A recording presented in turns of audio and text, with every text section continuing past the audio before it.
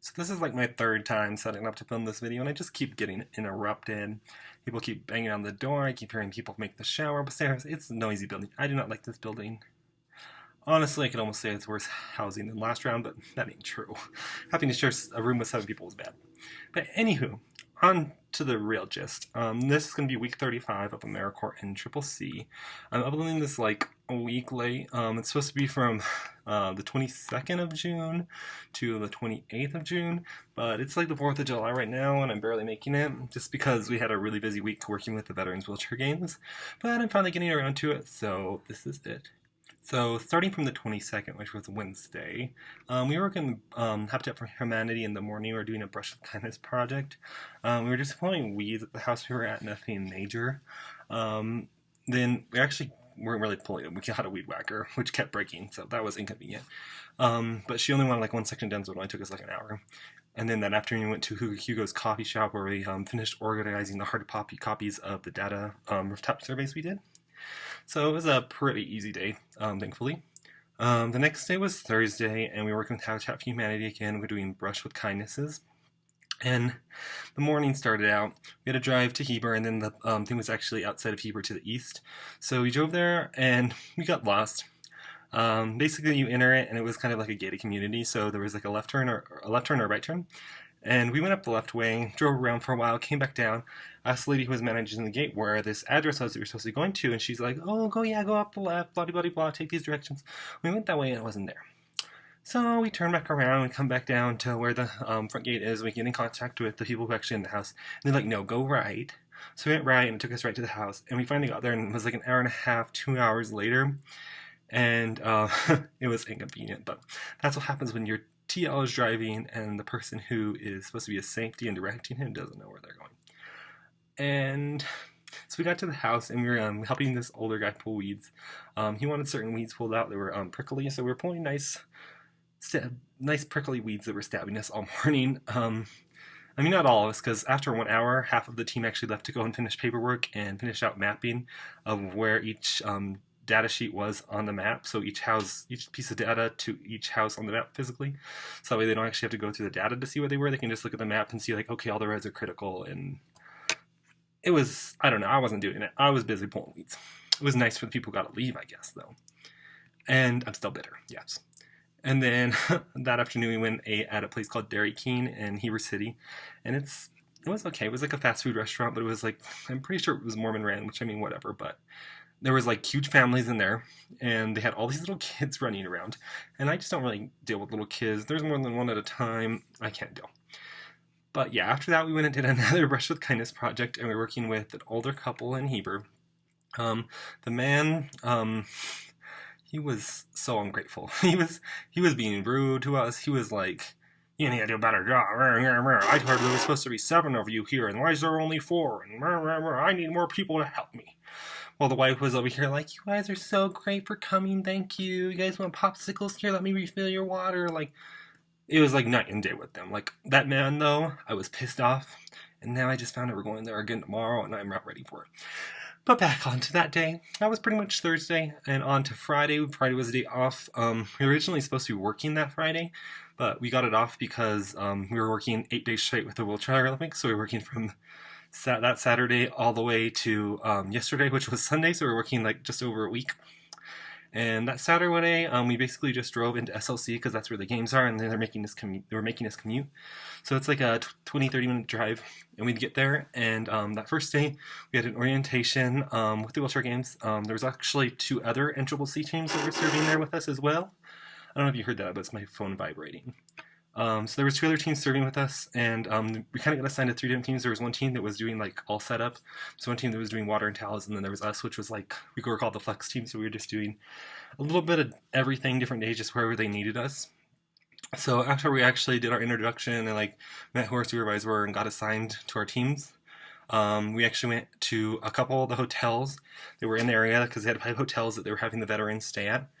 And we helped unload DME equipment, which was durable medical equipment, at the hotel. So we basically were just taking the big crates up the elevators and unloading everything in the, I guess, convention type room they had in the hotel. What's it called? The ballrooms. And that's basically all we did Saturday. It was actually a pretty short day. Remember, they were like 5 hours. And then Sunday, our team got split up. We all went to different hotels. I went to the Sheraton, which was the smallest out of all the hotels.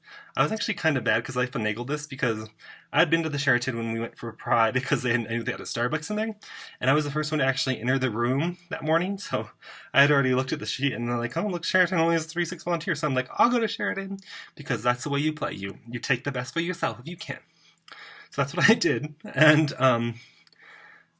we basically were just helping people whoever showed up with their bags because the way the Veterans Games was set up, they had UPS contract out to bring the people's luggage to the hotels, and then the veterans, when they got to the hotels, they'd come to us and we'd take the luggage to the room for them.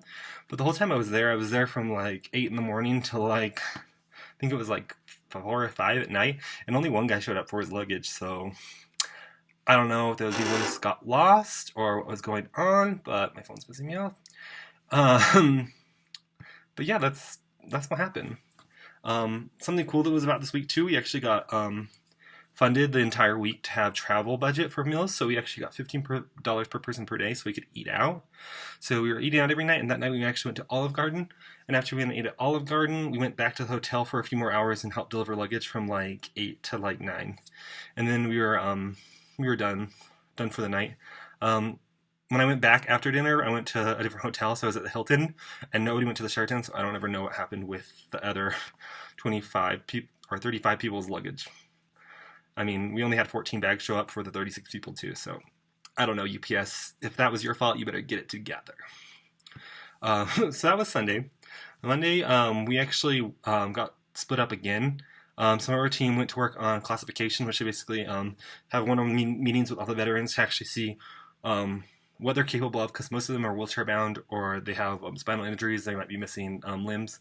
So they have like classification to see what all events they can compete in and which events they want to compete in. So then they do that, and then, I don't know, I wasn't working there, but that's what half my team did, and me and the others were actually working building I guess they were kind of like backdrops for the air rifles. So basically, it was like a metal bar that held the wood planks that you would shoot at with the air rifles.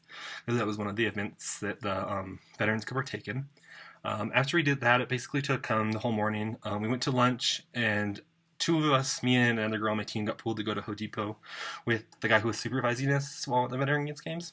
And we picked up bags of sand for the obstacle course and like wooden dowels to make like signs, because with the opening ceremonies that day, they were having they needed the wooden dowels to attach like flags of each state that all the veterans were coming from, so they could each like hold their state flag in their group. I don't know. It was this week is just a lot. So that was basically all we did Monday. After going and getting that stuff, we delivered the sandbags and we put the signs on the flags on the wooden dowels. And then we went to the opening ceremonies, which I didn't want to go to. It was optional, but all my team wanted to go besides me, and I'm like, napping. So I trudged through it even though I didn't want to. And then Tuesday was the next day. We actually went in the morning to Fat Cat's bowling alley. And we showed up there, and they didn't really need our help, so we left after being there for like 30 minutes or so. And we went to another bowling alley, which I can't remember what its name was, but there they needed us. They were actually finished up with their first like round of bowlers, and they had the people who actually needed the most assistance go first, and they actually used like these little ramps that they would set the ball on, and the people would push it off, and it would roll. So we basically deconstructed those and re-put them into the crates, so that way they were out of the way and ready to be delivered next year for the next Veteran Games, or go back to wherever they rented them from. And then after that, we went back to the community center for lunch. We watched a little bit of their a rugby game that they have for the veterans. And then we went back to the bowling alley to help with scorekeeping, because I guess they had quite a few volunteers that had to leave, so we picked up on that. But that was, I guess, 2 weeks ago of my program, so week 35. Look out for week 36. It'll probably be out tomorrow or the day after, so you're kind of going to get 2 videos back to back this week, but got to make sure I put them all up, because I already missed week 4 and 5 were duoed up, and I don't want to do that again. Anywho, I hope you liked this video. I know it was a lot, but please like and subscribe.